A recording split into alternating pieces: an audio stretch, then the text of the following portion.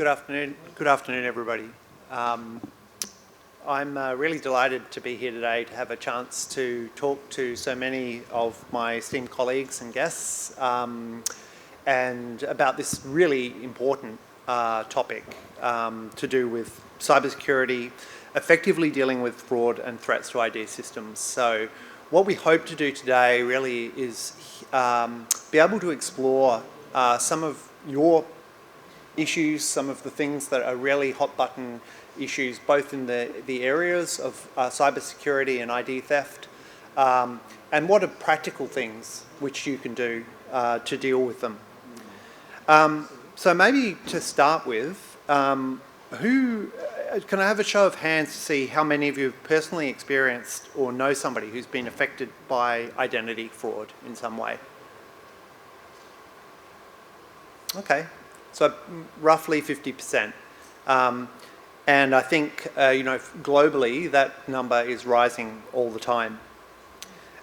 So these issues are essentially so important if we're to maintain not just security, but the trust of people that use the systems.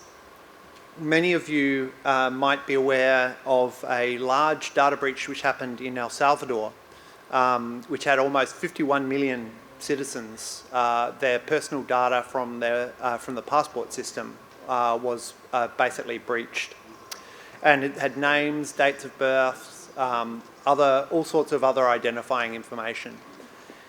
Even pretty much every country has similar stories of data breaches, perhaps not on that same scale. But it means that the key things which used to be part of identity security, so essentially semi-secret information, really no longer can be trusted as secret. And so, that's one aspect. Another aspect is that there are both state and non-state actors that are able to compromise biometric, well, any sort of IT-related equipment, and so understanding what your defence systems look like is really important. But I'm really pleased to be here today to have such an amazing panel. As one of the panel members mentioned, it's the builders and the breakers. And that's amazing, both the offence and the defence from people that are real leaders in this area. And so I'm going to turn to them to each give 5 to 10 minutes on their respective areas. And then at the end of each of those, I will open the floor to one question, perhaps one or two questions. We'll see how timing goes. Then at the very end, we'll open the floor more generally to any other questions you have. So please write down questions. If I don't get to you on the immediate question after one of the speakers has provided, then you'll have another chance to answer later. So let's delve deeper into this and have a chance to explore what these sort of effective strategies are going to be for dealing with the ongoing issues to do with identity and cybersecurity. So I might start with Lenah Chacha first. Lenah is the lab manager for UDPIN project at Carnegie Mellon University, Africa. She's got over 10 years experience in networking, security, engineering and application security, and she's a recipient of the prestigious Kim Cameron Award from the Digital Identity Advancement Foundation, which recognises outstanding contributions at the intersection of digital identity and cybersecurity. Thank you so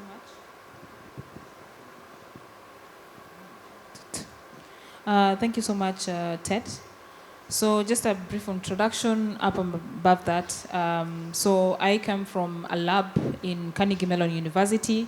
The particular lab is Upanzi Network. We are a group of universities from Africa that do research on DPIs. And for the last 4 years, we've concentrated on identity, identity finance, and data exchange. And we also have some overarching research areas like cybersecurity and infrastructure. So what we've been doing throughout in the lab is, we've been working with MOSIP for about 3 years now, and what we've done is we looked at deployability of MOSIP and security. Actually, my colleague is right here who's working on deployability. We also worked on security and submitted a report with Sasi here. That is about 2 years ago. And since then, I think we've grown a little bit into exploring other areas, and I think that's what we'll be discussing here today. I think deployment is easy when you tell IT people to deploy systems. Give them a few hours and the system is going to be running. But we've really grown to look at other areas of, for example, identity, and in particular cybersecurity, and that is this pipeline from all the way from when I need to pre-register to the usage of ID. And we are looking at, in fact, 2 years ago, we were able to encounter things like biometric bias, for example.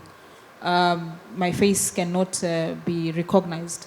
And then we are looking at other use cases like end devices. So we are talking about digital ID, which is, of course, the KYC bit of it.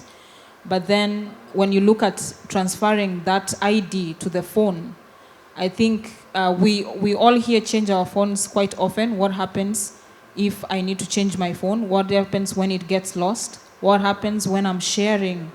As a family, as a household, we're sharing one phone, 10 family members. So we're also looking at such factors and what are the threats that might come out of that kind of setup where we're sharing these end user devices. We also look at a bit of policy.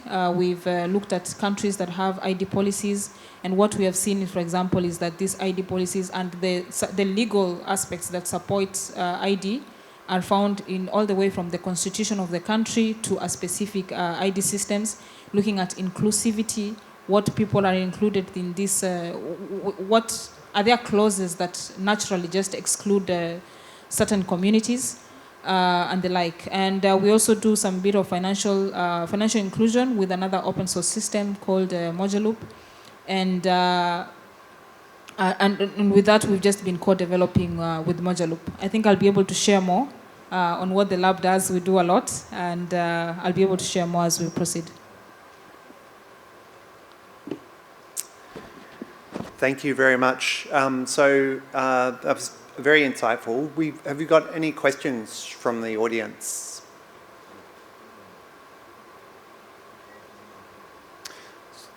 If not, I might ask a quick question. You talked a bit about sort of the potential threats that occur over the whole of the life cycle, if you like.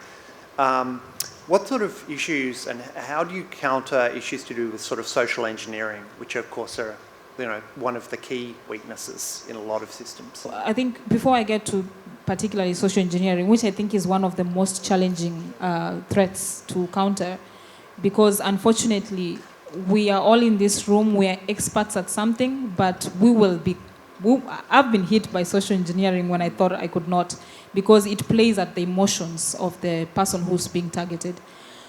I think throughout the pipeline, what I usually encourage people, for example, the 10 years I've been practicing security, at the beginning, I think you look at security, when you look at security and privacy, it's mostly a responsibility of the IT department, for example. But I think cybersecurity experts or cybersecurity practitioners should be the consultants, should really behave like consultants. How do consultants behave? Consultants are always listening. They are always talking to everybody in the organization. When you go to get a business from an organization, you want to capture all the requirements from everybody, all the way from maybe the front desk operators, all the way to the most technical ones who are the technology operators.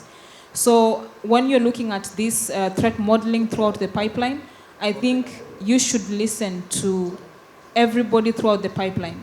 Sometimes I say that when you ask, sometimes I say this, that when we are developing systems as IT people, we can be the most narrow-minded people.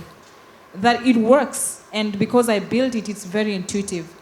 But then when I have conversations with when I have conversations with people at the market, sometimes I love spending time at the market because that is where I encounter people. When you're talking about ID, that's the same people who's going to be using the ID, and they give you perspectives that you've not seen before. They discover new ways of going around controls that you've put. There's a process, but they want to get there much faster. So they give you perspectives that you never expected before. So what I would encourage is that you're looking at this threat model, look at the people internally, look at the users that you're targeting, and even look at the users that you're not targeting, because you will expand this use case, or they will find a way of exploiting this use case that you're developing and find new ways of just beating the system completely. So in a nutshell, consult widely, talk to people who are not even in your target, the target group of people. Thanks, Lenah. That's excellent advice. So our next panelist is Malinowski. Mirek specializes in offensive security, focusing on identifying and exploiting vulnerabilities to enhance system defenses. As an expert in penetration testing and security assessment, his insights into defense in depth strategies, supply chains, and end user protections are invaluable for developing comprehensive cybersecurity measures. Eric.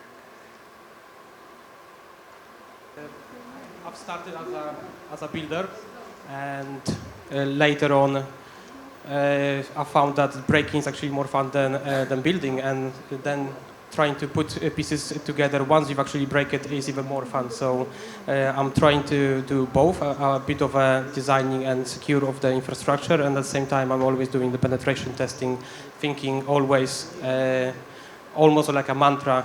I am assuming that someone will break in and what will happen next, rather than hoping that I've built everything so securely that no one ever will actually break in. So that's actually always allowing me to find some different issues or different angle of how you can look at the problems and what could be a possible solution.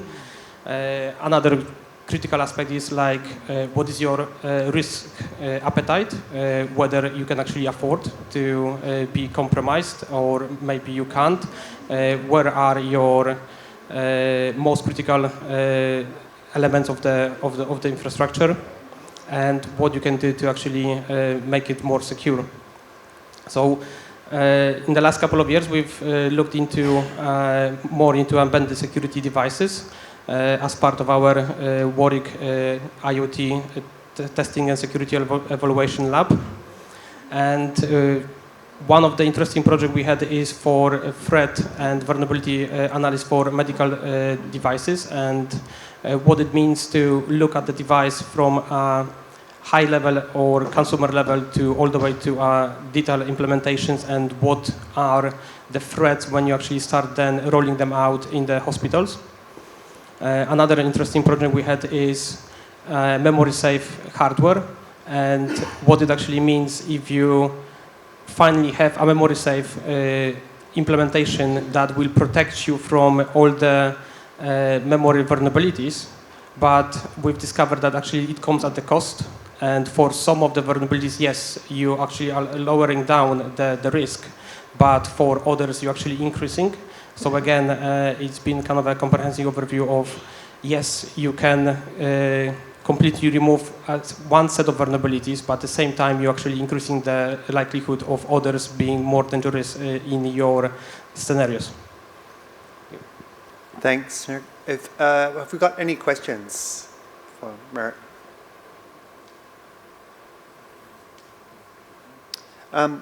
So I had a question, and it is to do with supply chains. Can you talk about sort of issues related to supply chains and how that can be a problem for particularly identity type systems? Yeah, so I think with the supply chain, unfortunately, a lot will depend on the trust and the trust of the chain. Yes, you will have to have a good overview of your whole software bill of material and hardware bill of material, but often a lot of those things are going to be out of your control. So you do have to think in kind of a defense in depth, and especially the kind of approach that you should assume that the device could be compromised or the solution that you're implementing might be compromised. And eventually, I think every software that we have out there in the world had some more or less security issues in the past couple of years. So we should really always think when we implementing something that the bad thing can happen, and whether we are in the right place with our defense in-depth solution to make sure that whatever we do, we are protected, or we can at least limit the damages that are going to be once the given device or given solution is going to be compromised. Thanks. All right, our next panelist is Shah Mahmood. He's the researcher at the Alan Turing Institute and a fellow of information privacy at the International Association of Privacy Professionals. In addition, he serves as a senior consultant for the World Bank, advising on nation-state security. With over 17 years' experience in cybersecurity, Shah has trained more than 2,000 professionals across 5 continents. Yeah. So, humans are very good at reactive decisions. When we have a cough, we have a problem in our body, we go to the doctor. The doctor uses different mechanisms: a stethoscope, some blood tests, X-ray, ultrasound.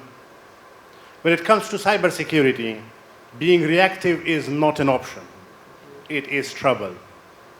We have to be proactive. And we have to know the system inside out. Unfortunately, when you look at a lot of IT systems, they are very complex. There are different parts integrated from different companies. And for a system integrator, I spoke to several system integrators today, it's more or less a black box thing. They don't really know exactly what's happening inside the systems on a technical level, where you could see the flows, the sequence diagrams of exactly how things work. Now, with that scenario, it is very hard for a system integrator to understand exactly what system they are dealing with. A country does not necessarily have the cyber capacity or the visibility to look at the details of the system at that deeper level to be able to understand all the potential problems that may happen. It's like asking a doctor, what sicknesses could I get in 5 years? It's very hard for a doctor to predict that, because a doctor can't see your system inside out. At Alan Turing, we took the onus on ourselves. We started with a cyber threat observatory. We are following the model that the US government is using, as in the software bill of materials. We are adding a new component of hardware bill of materials into it. We want to see that in every DPI, all the software that we are using, or the software that is used, or the hardware that a country or an implementer uses, what are they comprising of? Exactly what are the bits and pieces? What are the libraries? And what could go wrong with each single bit? And like a SOC, we are planning to have this beautiful dashboard for the end user or a country or a cybersecurity observer to see the potential high, medium, low risks to their systems. We have done a lot of work that is the preliminary work for this. For example, we have the DISTAF, the Digital Identity System Trustworthiness Assessment Framework. In that, we are looking at 6 different aspects of trustworthiness. You may have heard security by design, privacy by design. We are giving you trustworthiness by design. We saw many tools that give you privacy and security, but there are not many tools that give you ethics. There are not many tools that give you resiliency, reliability, robustness. Our tool is based on the industry standards, on ISO, NIST, COBIT, HIPAA, PCI DSS, GDPR. We look at all of them. We have extracted 381 important metrics out of them. And for an analyst, they could use the tool. They could see how good or how badly the system is doing. Where are the strengths? Where are the weaknesses? And the beauty of this tool is it's a self-assessment tool. So a country does not need to give us their data. You do it on your own in a containerized environment. We will never know what you did, where your system performs well, where it doesn't. We also saw the need of some golden principles, some SOPs, some standard operating procedures that guide ID implementers, integrators, countries into best practices.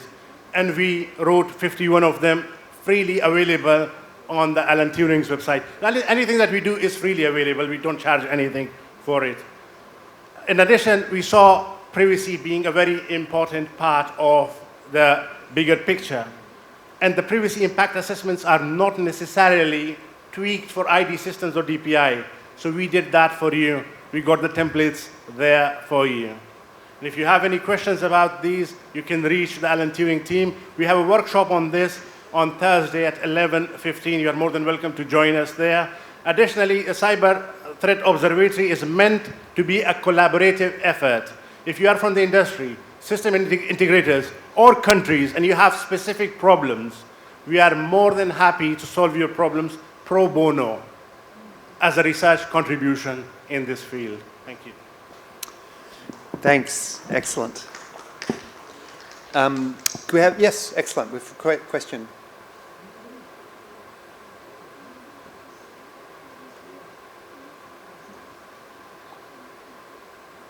Hello. Hello. Good afternoon, everyone. My name is Praveen Kumar H3. As you informed, this is with respect to the SOC that has been established. Is it mandatory to have a commercial, or it can be done through open source itself? I didn't catch your question. What exactly do you mean? SOC establishment, which Yeah. can give a complete input and output, what are the threats that will be there as a part of it. So do you need to have a commercial COTS product, or it can be done through open source itself? So what we are doing is not a SOC. There are a lot of SOC solutions you could use. If you want to use an open source, you could use Elasticsearch, Logstash, Kibana, ELK. That is free to use. If you want a paid one, you could use Splunk, Sentinel, or any other competitors of theirs. But what we are doing is we are giving you the same dashboard that the SOC gives you for threat analysis. We are giving you a view of your potential threats. What could harm your system before it harms your system, hopefully, by looking at all the components of your system, hardware or software, embedding them into our cyber observatory and giving you the live feed. That is a work in progress. We can't give you that tomorrow. But the other tools that I told you about, distaff, the SOPs, the privacy impact assessments, we have them ready. Yeah. Okay. Yes, please. Thank you. I have a question for you as well as for Leah. For you, it's a very good initiative. My name is Radhakrishnan. I'm a consulting CTO. I'm currently with Ernst & Young, but I'm a consultant to a government of St. Vincent in the Caribbean. We are doing a national transformation. I have the government staff also attending this event. So we are trying to do many things. One of them is to establish a government cert as well. And we came across your organization, and my question very specifically is, do you provide threat monitoring and threat intelligence services for the developing countries, especially not only for identity theft, but overall CERT type of threat monitoring? So First of all, we do work with some of your colleagues, Rahul, so they are using distaff or looking into it at ENY. Additionally, our tool is meant to be used by anyone for their DPI, whether that is countries or any other interested bodies. Like I said, we are a research institute doing cutting-edge research and developing solutions to the problems. If you have any bespoke, specific problems, you are more than welcome to come to us, and we will try and embed them to our design. This is a new initiative. It has started a few months ago. We have already developed several tools in it, but the dashboard that I spoke to you about, that is based on OpenCTI. We are using the Circle and other feeds into it. Additionally, we are going to do, so for MOSIP, we have the software bill of materials now. For other tools, other software, we are going to get the software bill of materials. We are going to know all the exact libraries that they are using. If it is open source, it's very easy to do. We can easily do the dependency check, the software bill of materials using publicly available tools. If it is closed source, it's slightly more complicated. We have to do slightly more work into the binaries and find and extract the exact details. So yeah, we could help countries, we could help organizations, we could help anyone who's interested. And that's the main reason that we are speaking at this event. We want to know about your problems so that it could reach the maximum number of people and it could solve the maximum number of realistic problems at the least amount of cost for you guys. We charge zero and you spend your money elsewhere for the betterment of your people. Just one more very quick question for you, very specific. Do you provide for the devices? I fully agree with you because I used to manage cybersecurity organization before. For the devices, do you provide certifications in terms of a quality certification in terms of security? So unfortunately, we are not a certification authority. So that's not our line of business. We are the UK's national Center for AI and Data Science. Cybersecurity is a part of that. We can't provide certifications, but our desk staff checks the systems and its compliance against different certifications. So outright, we don't provide certifications, but we do the compliance checks. Thank you. One very quick question to Leah. What is the motivation for identity theft in terms of the digital IDs? In your research, what has come out as the motivation behind that? And who are the typical actors? Is it targeted stealing, or it's casual, just like a data breach that is happening because somebody is already generally scanning and then data breach agrees? So what is the motivation, or what are the reason for the data theft in terms of specific to identities, digital identities? Okay, thank you for that question. So I think the motivation to identity theft will always remain the motivations that we have today, given that identity systems are supposed to provide a baseline of identity, and then those services are supposed to be consumed by other people. Like, for example, I know a few governments today that will keep just the data that is on my identity card. That's the only thing that they keep. But someone else who's motivated to steal my identity then maybe will have a financial motivation to it. So that means they will steal my identity to use it somewhere else. So I feel like the motivations for identity theft will always remain as they are today, because nothing much is changing in terms of how the ID will be used. Today we have a physical ID that I can use to obtain other services. I will now have a digital identity that I'll use to obtain the same services. So there is an added attack vector such that now they can get my ID and maybe reproduce it and use it somewhere else, which is unlike, maybe it is much harder to produce a physical card that has all the security layers. But we should really be taking care of the the threats that are around the use of the ID, which means that the more that you use your ID for other use cases, you've linked it to the social protection program, financial program, education program, then consequently you should be able to take care of the threats that may emerge as you're using the ID in a wider space. So I hope that answered your question. And then I also wanted to just add to what my colleague here said about using open source and closed source as a SOC for identity systems. So one of the projects that we have at the lab is we are an open source lab. We consume open source and we produce open source. We've been using, for example, Elasticsearch for a while now and monitoring MOSIP systems. And we have a deployment of MOSIP, we have a deployment of Moduloop and other DPIs, and we use open source to monitor that, the security components around that.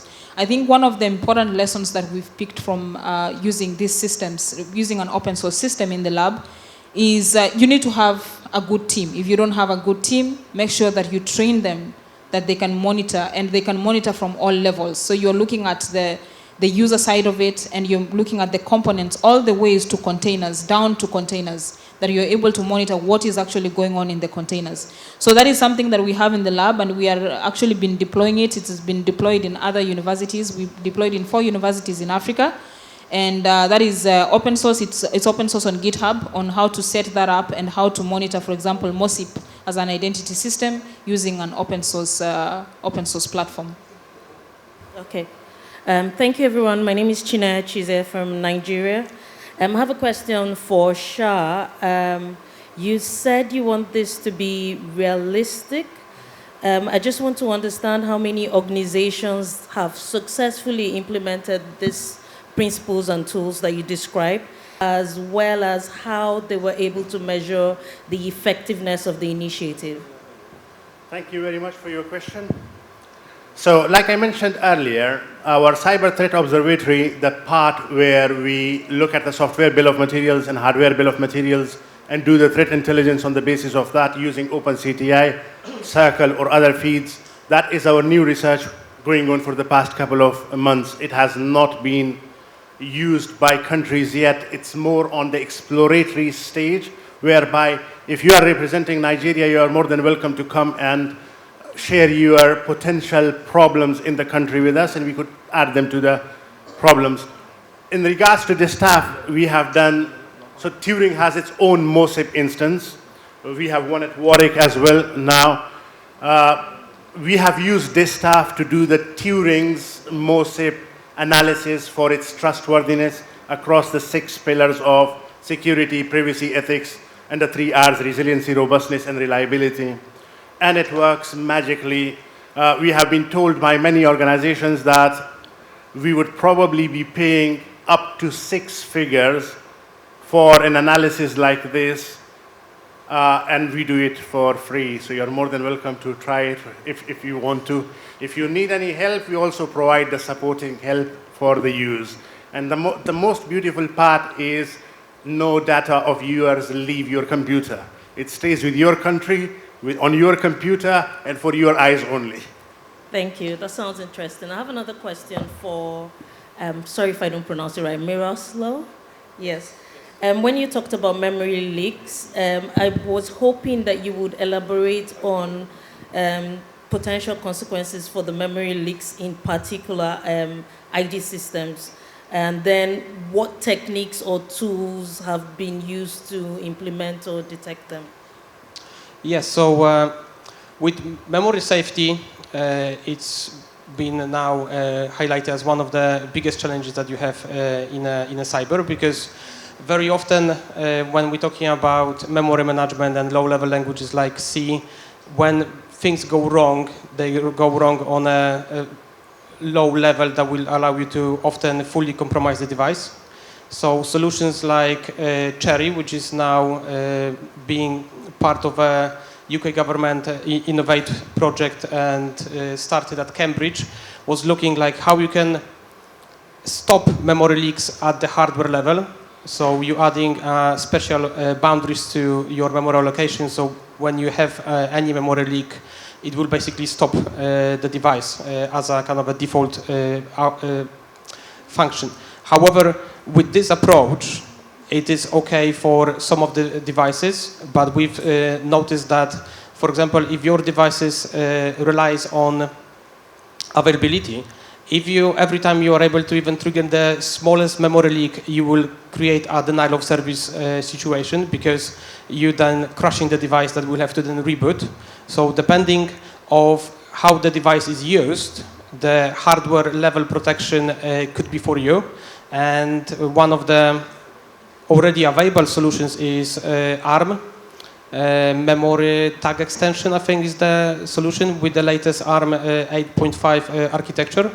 But again, it's there. It's one of the things that you can start looking how to you can implement in your identity systems. However, it never is as easy as let's just do this and we'll be safe. You always have to kind of come up with your risk plan, and you always have to think there still might be an issue, and how our device is going to react, how we're going to recover from those sort of things. Sometimes crashing the device and rebooting, it's fine, because if it's, let's say, your mobile phone and you have a threat actor that wants to take your data, crashing the device gives the threat actor nothing. So basically he will try once and move away, because he knows that it's no good for him, because just crashing and restarting your personal device is not going to give anything for him. And for those sort of things, it's going to be a good protection.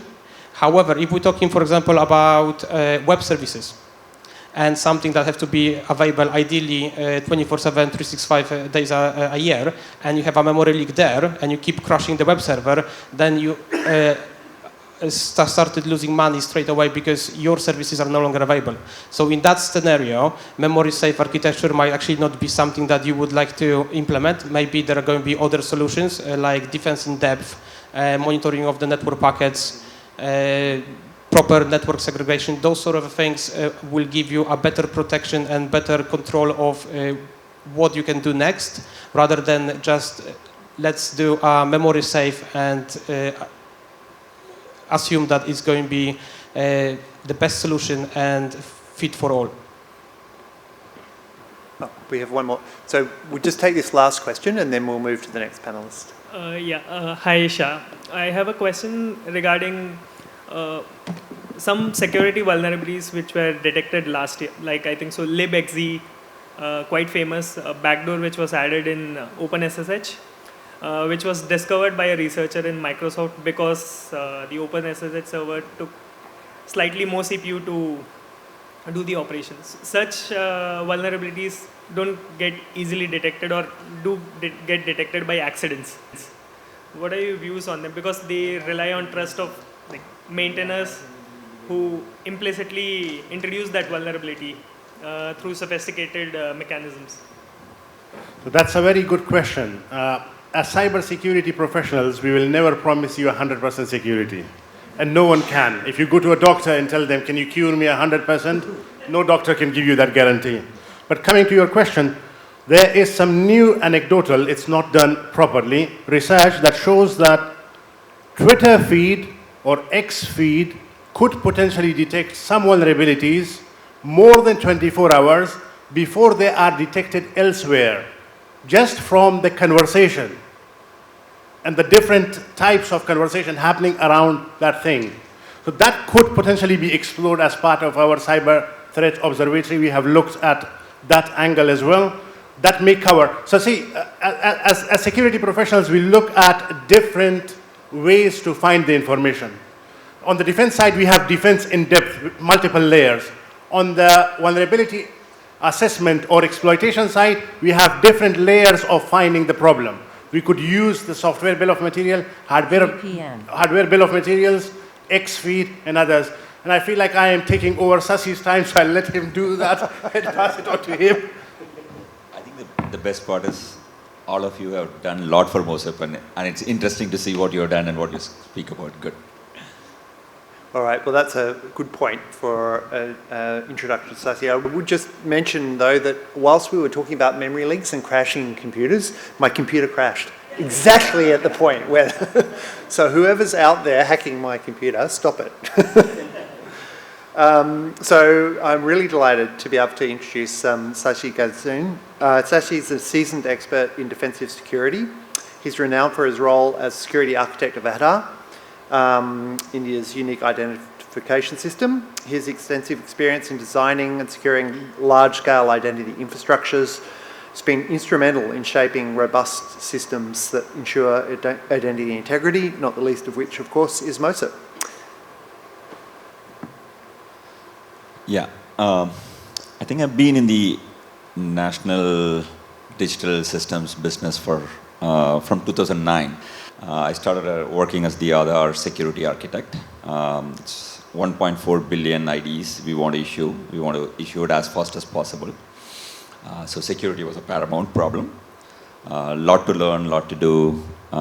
We also have a bigger population which does not understand what security is. Right? It's not a corporate company where you could go in and say, here is your security policy, here is your standard operating procedure you're supposed to follow. We don't have that option when you do at country scale. So I think we have done a pretty decent job, but we could do better. We will continue to do better. So that's a running target. It never ends. Every time you finish something and then you come out, then you realize there's more we could do. Right? The strange part is, so we finished this ID, and then 2013 we started saying, okay, ID seems to be better. What do we do next? And I think that's where the catch when you start ID is. Every time an ID gets efficient, more and more the ID gets efficient, more and more you end up sharing data in all other mediums and all other forms. That's the biggest learning that you're going to have when you're working in digital transformation. So I worked on ID first. 2013, we went ahead and wrote a paper for e-sign, and then we moved into e-signatures for India at 1.4 billion. You can't give a USB token to everybody, right? So you need to find ways to overcome that. So we built a large-scale e-signature solution. Then we went ahead and said, hey, our payments doesn't work, so why don't we fix the payment? Then we moved into the payment infrastructure. So there are like continuously 5, 6, 7 systems we built in sequence. And today, when I look back, the sequence that we built, we looked at everything individually and made sure everything in its isolation, because these are different systems, right? ID is different, payment is different, and we made sure each of them are well secure enough, very well protected to a great extent, and limit the attack vector as much as possible. One basic way in which, when you work at a national scale, to limit is if there is a chance where you expect a mass attack to happen, then that's a very, very important problem to solve immediately. But if you think one of the hardware or one of the devices could be hacked and that could result in few people being impacted, you have the choice to see how you can risk model that better. I'm not telling just ignore it. That's not the model to look at. But you have a better way to deal with that problem. So you need to decide when you're at large scale and working at nation level, the thinking has to be a little more different. How do we manage that, right? And then how do you recover when such things happen is also very important. But coming back to the point, when you build these connected systems, make this sharing more and more easier, you're starting to see the social engineering going upwards. And that is resulting in unexpected scenarios where you have not played around. For example, I want to make somebody, in India, to transfer money to somebody's account is fairly easy. So if I think you're a government officer and I want to make sure I pay you bribe, and I want to show that I have paid you bribe so that you would be put down in the position so that the other guy could come in, so that my RFP could pass in or my other thing could pass in, all I have to do is send you a lot more money. And the moment I send it the money, the ED picks in and then says, how did you get this money? While the investigation is on, you're put down in your position, you're moved to the other one. And then the thing starts rolling in a direction that he expects it. While every time you're worried about money being taken out, there's a use case that you find out that people start to play around by moving money into your account and making you victim of it, right? So that's a completely different scenario. You don't expect that to happen, and it's not going to happen for every one of us. It's going to be played in scenarios that you can't expect. So, for example, you're in a national scale protection, and you're at a war or a trade war with people. This is exactly what happens. You have a bad person, you have a really genuine person as a bureaucrat. You want to put him down. This is the right way to do it. Pay him off.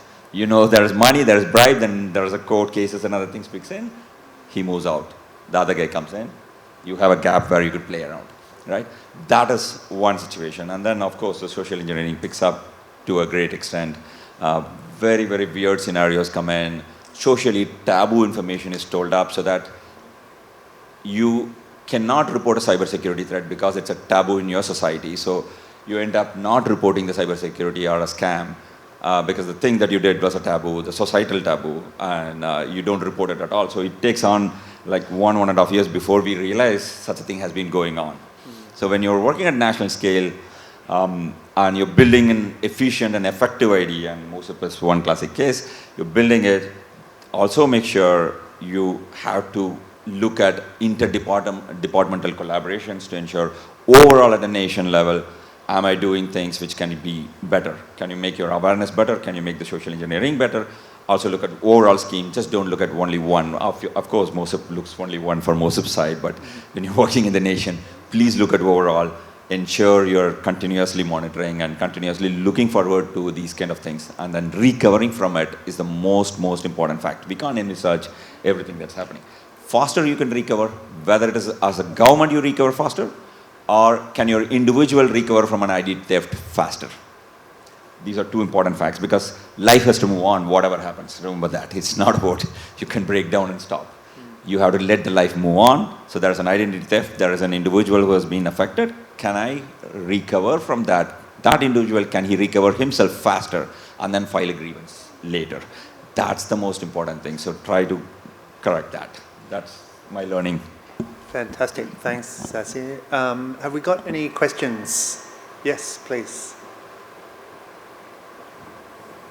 Hello, I'm Smita Silat. I'm from ID13. And when we consult governments on best practices, I wanted to know that you mentioned that when cybersecurity threats happen, governments can actually share. How do they go about sharing this knowledge? Of course, data can be anonymized and probably shared, but there can be some practices, maybe public-private partnerships, drills. What can governments do to share this knowledge with each other and save them for identity threats? That should be a Shah's question. Shah should be the one answering this. So I think the observatory that Shah was speaking about is a way to see if countries can collaborate with each other. Can we share things that are happening in our country so that the other one learns from it, and the threat model continuously improves. Of course, the threat model is in the open source. We should try and see if we can build a community around this. We should try and see if we can bring in governments together to see if the threat model can be continuously moved upwards. But remember one thing, it is a running journey. We never would get it correct. More and more you make the information shared easier and effective, people tend to share it more and more faster. So you can anonymize, you can say privacy, you can ask for consent. We're going to make every single thing easier and easier and easier, which means as a private company, I can ask for those information fairly easier than what it used to be. That also means it is easier for me to share with the I agree button very quickly and then get over to the content. So that's a journey that we are all in, and I think it's a spiral journey. Let's hope we'll figure it out, how to do it. I think we came across this situation also with one of the countries, and one of the things was people just, if it's a very, very long message, policy, people tend to ignore it, just say accept, and there should be, I mean, the message itself should be shortened, and people should get but I think it's a difficult thing. Another question I have is that in India, that UPI made people's life very easy, but it was also became a single device thing where you're handling everything from single device, and all these attacks became very, very simple. What can be done to counter those attacks? Good. It's a very difficult question. So I'll tell you some incidents that happens, and it's very strange. So for example, in India we have a principle of if I have a SIM card and I have a phone number, and I wanted to let go of this phone number and I want to get a new phone number, there are a bunch of scammers who are ready to buy my old phone number under their name far more effective. So we have 3 months policy. After 3 months, a number is rotatable within India. And everything that we do is SIM binded. That is why it's single phone.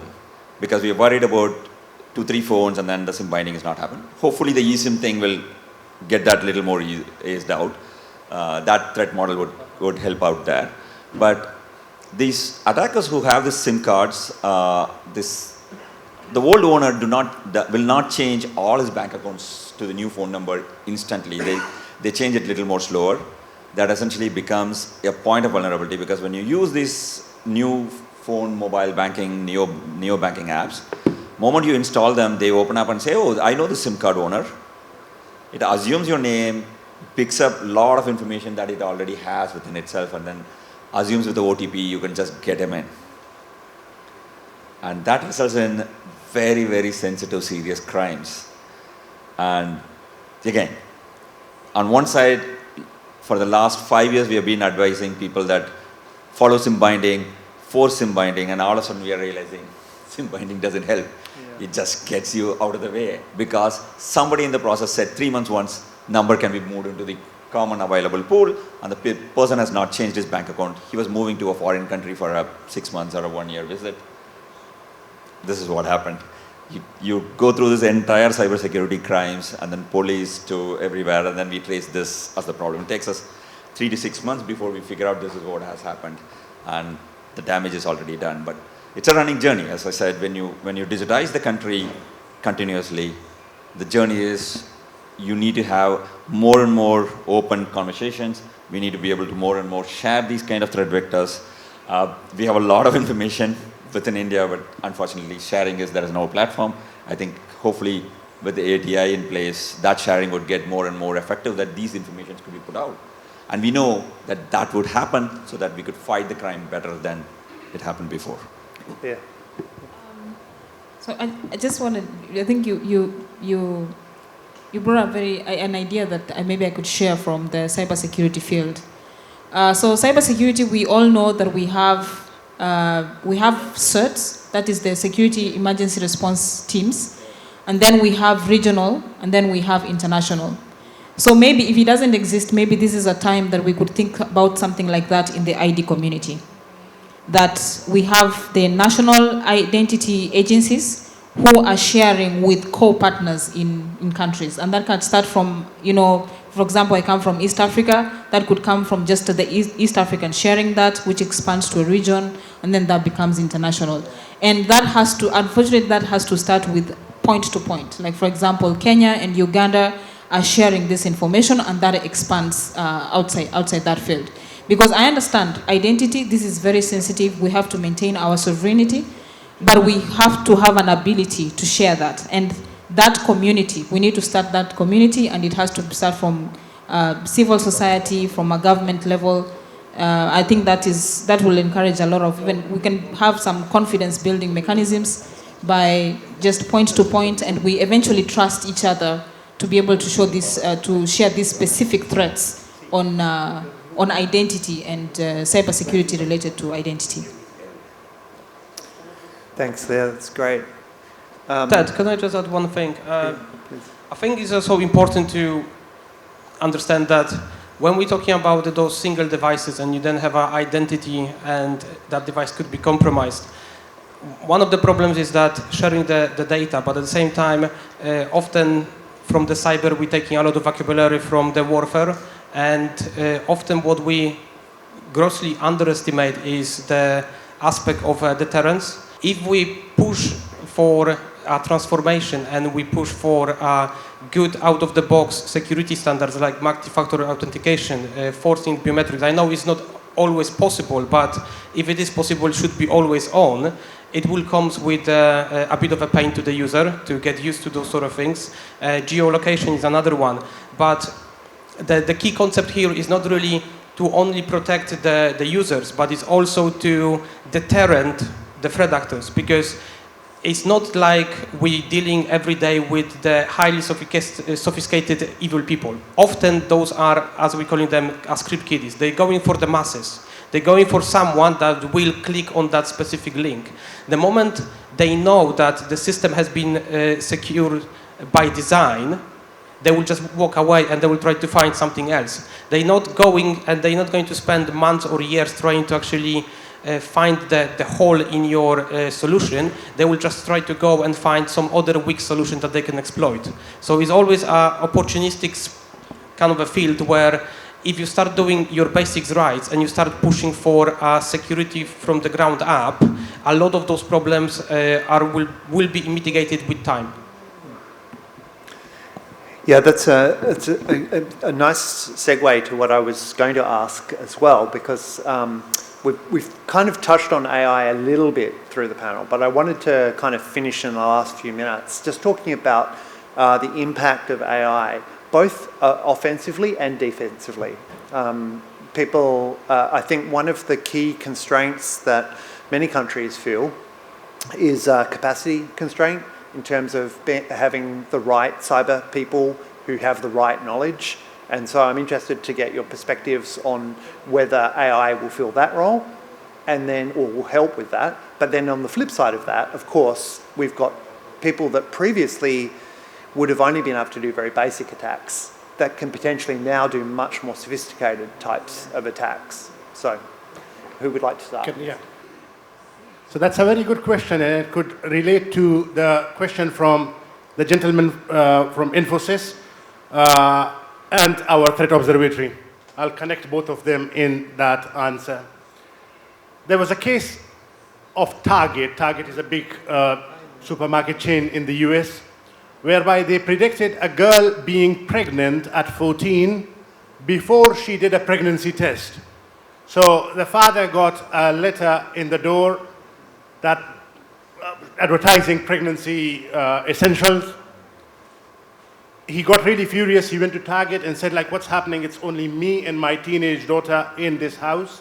Why are you sending this? They told that it can't be an error. It must be some algorithm sending this to you. They looked at the credit card transactions of the daughter, and the shopping pattern predicted that she was pregnant. She didn't know she was pregnant. The pattern recognized that. Now, with our threat observatory, once we have enough of a feed into the observatory, you could predict those accidental things in there using AI, the power of AI.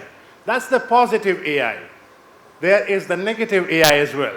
We have worm GPT, dark GPT, a lot of jailbroken GPTs or non-GPT AI, LLMs, that could be used to craft new tools. And like Sasi said, it will always be a cat and mouse game. It will always be a competitive game. And the good thing is that we have an hour on Thursday, 11:15. You are more than welcome to continue this discussion. You can ask as many questions as you want. The harder the question, the best question that we get is the one that we can't answer and keeps us awake at 2 a.m. or 3 a.m. Please come with your questions. Let's find the solutions together, and I'll leave the floor to the other panelists.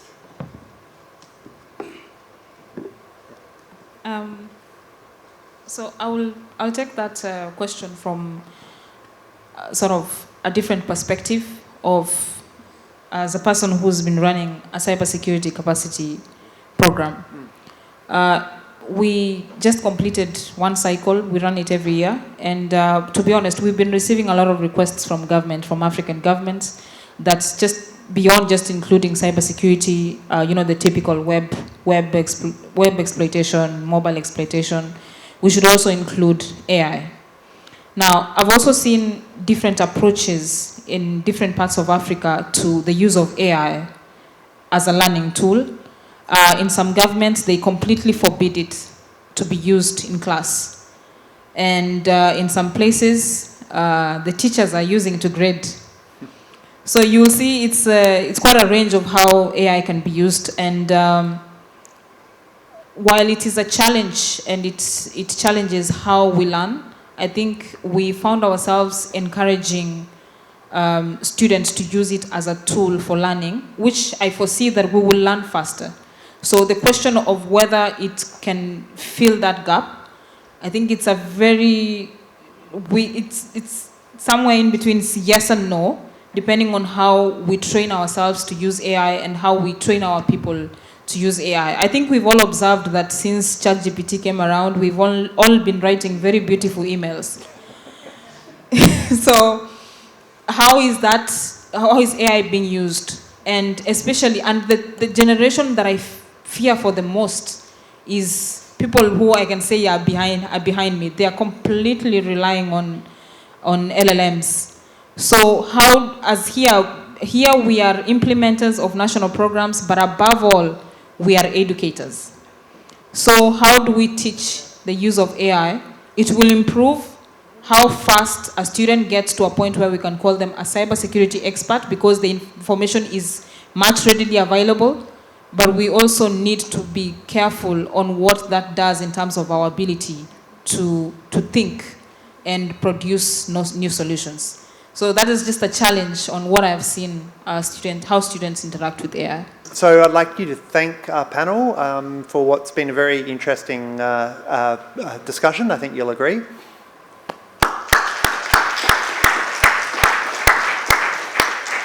And I'm sure our panel will be happy to take any questions, be around for the next few days. So thank you again. Look forward to speaking with you during the conference.